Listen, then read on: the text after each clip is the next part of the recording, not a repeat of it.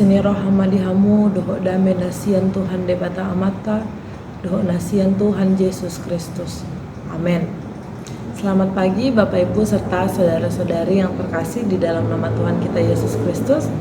Firman Tuhan yang menjadi ayat renungan bagi kita pada hari ini, hari Senin tanggal 21 Oktober tahun 2024, diambil dari Yohanes pasal yang ke-15 ayat yang ke-15. Demikian firman Tuhan. Aku tidak menyebut kamu lagi hamba, sebab hamba tidak tahu apa yang diperbuat oleh tuannya.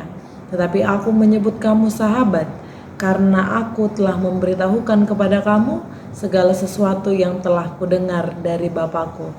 Dalam bahasa Batak dikatakan dang hugor behamu anak somang, aidang diboto anak somang nani ulani idukna, ale-ale dohamu hudok, ainungah pabotohon tuhamu saluhutna, nahu bege sian damang. Demikian firman Tuhan.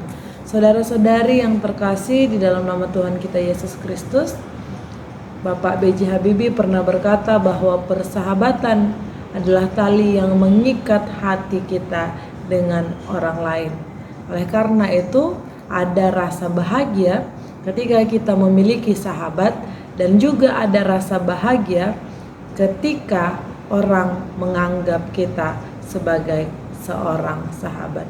Saudara-saudari yang terkasih di dalam nama Tuhan kita Yesus Kristus, melalui ayat ini kita boleh membaca bagaimana Yesus menjelaskan kepada murid-muridnya bagaimana perasaannya terhadap murid-muridnya melalui ungkapan bahwa murid-muridnya tidak lagi hanya sekedar sebagai guru dengan murid, tetapi sudah sebagai sahabat. Mereka tidak lagi dianggap sebagai hamba, tetapi mereka adalah sahabat. Saudara-saudari yang terkasih, tentu kedua status ini memiliki hal yang cukup berbeda. Ketika seorang hamba sangat terbatas untuk mengetahui apa yang sedang dikerjakan oleh tuannya, apa yang terjadi di dalam diri tuannya, tetapi seorang sahabat dengan rasa kasih dan kepercayaan akan diberitahu tentang apa yang terjadi dengan sahabatnya. Ketika status antara tuan dengan hamba akan terkunci oleh beragam kuasa, beragam hal-hal yang berkaitan dengan otoritas, namun ketika situasi itu berubah menjadi relasi antar sahabat, maka di dalamnya akan ada kepercayaan dan di dalamnya juga akan ada rasa saling mengasihi. Saudara-saudari yang terkasih di dalam nama Tuhan kita Yesus Kristus, melalui firman Tuhan hari ini kita disadarkan bagaimana Yesus itu sangat mengasihi murid-muridnya. Dan saat ini pun kita disadarkan bagaimana Yesus itu sangat mengasihi umat manusia.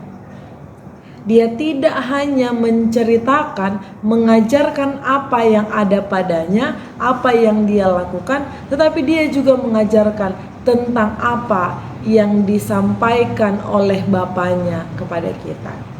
Ibaratnya Yesus mengajarkan kita dari apa yang sudah dia pelajari. Yesus mengajarkan kita dari apa yang sudah dia terima. Artinya saudara-saudari yang terkasih, begitu berharganya lah murid-murid dan umat manusia di hadapan Yesus. Lalu yang tidak kalah penting adalah bagaimana Yesus menunjukkan kasihnya kepada sahabatnya hingga dia pun mau memberikan nyawa kepada sahabatnya. Yesus memberikan nyawanya kepada kita umat manusia, sahabatnya, dengan mati di kayu salib. Saudara-saudari yang terkasih, untuk merespon ini, karena ini adalah hubungan antar sahabat, demikian kita juga seharusnya memiliki respon yang tepat kepada Yesus sebagai sahabat sejati kita. Caranya bagaimana? Tetap menghidupi kasih itu di tengah-tengah relasi kita dengan Yesus, di tengah relasi kita dengan Allah. Kasih kita dengan Tuhan harus senantiasa abadi, harus senantiasa sejati, sebagaimana Allah telah mengasihi kita. Segala hal yang kita perbuat, segala hal yang kita katakan, yang kita lakukan, biarlah itu sebagai persembahan kita kepada Tuhan, sebagai bentuk wujud kasih kita kepada Tuhan. Karena saudara-saudari yang terkasih, bagaimana kita sudah menerima kasih dari Tuhan, hendaknyalah kita juga dengan penuh sukacita, dengan penuh ucapan syukur, membalaskan kasih itu kepada Tuhan.